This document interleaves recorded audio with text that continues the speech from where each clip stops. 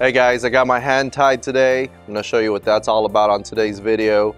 We've reached over 100 subscribers. Thank you for watching. And product reviews, how to get your products over to us so we can give you an unbiased review of the stuff that's out there.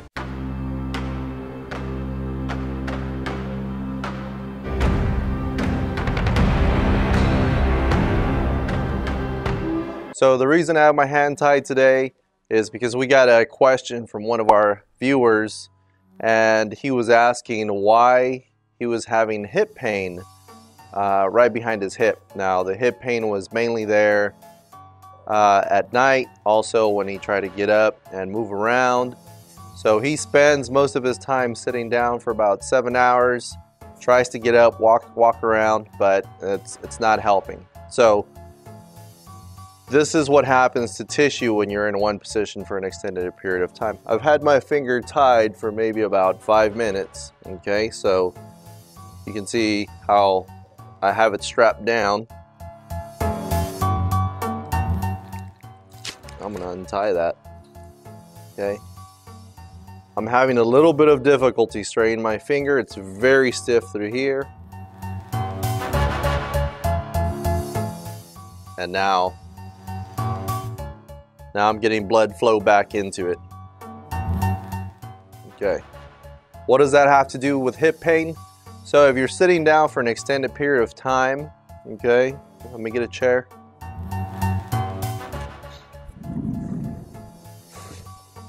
So when you're sitting down for an extended period of time, just the way I had my fingers strapped down, right?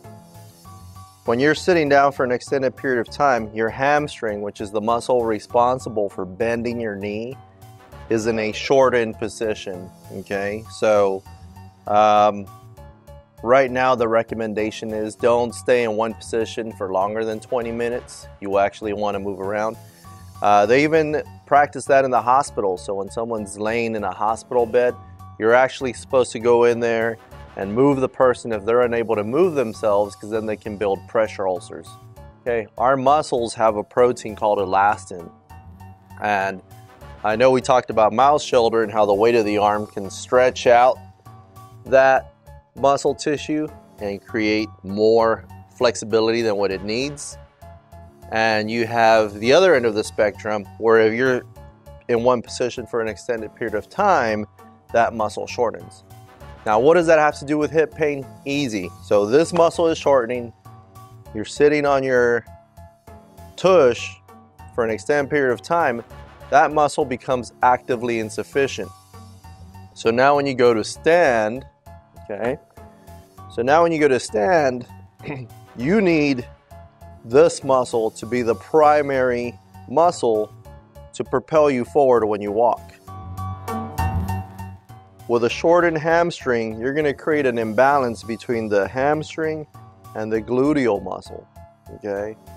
Now, things get a little more complex, okay? With a tight hamstring, actively insufficient gluteal muscle, you're going to create a pinch right at L5-S1.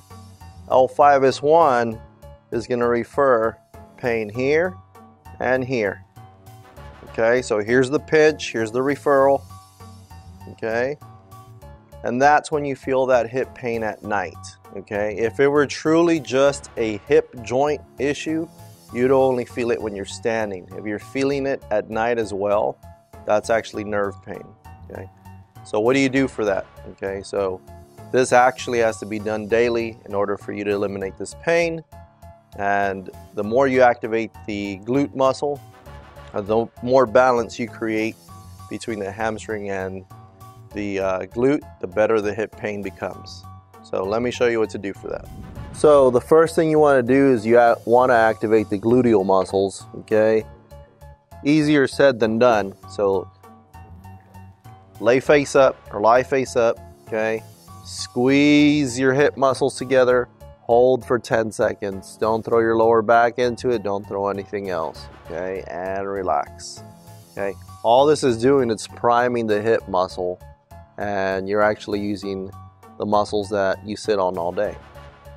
So 30 of them 10-second hold for each of them, okay?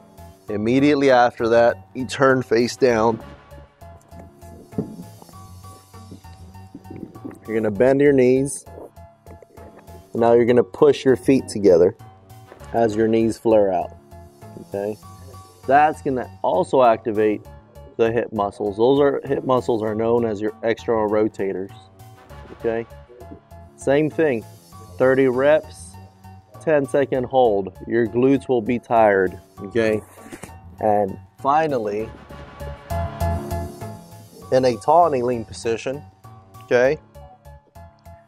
Keeping your body as straight as possible, you want to come up into a tall kneeling position and squeeze the gluteal muscles on top, okay? Now, depending on how bad your hip pain is, you can actually start with this, okay? So you rock back down, come back up into tall kneeling, squeeze those hips, feel that burn. Don't throw your lower back into it, okay? Same thing, 30 repetitions, 10-second hold. And what you've done now is you've created a better balance between the hip and the hamstring. Knock those off every day that you're actually at work, okay? It'll take you about 10-15 minutes. But what you'll see is you'll see your hip pain decrease. You'll stop suffering from that pain you're feeling behind the hip, and that should take care of it. I'm Dr. G, Catalyst Physical Therapy. Thanks for liking and subscribing. If you've missed any of our previous videos, they're located up here on the top right-hand corner. If you have any products that you need us to review, we'll provide the P.O. box on the link below. And we'll see you next time.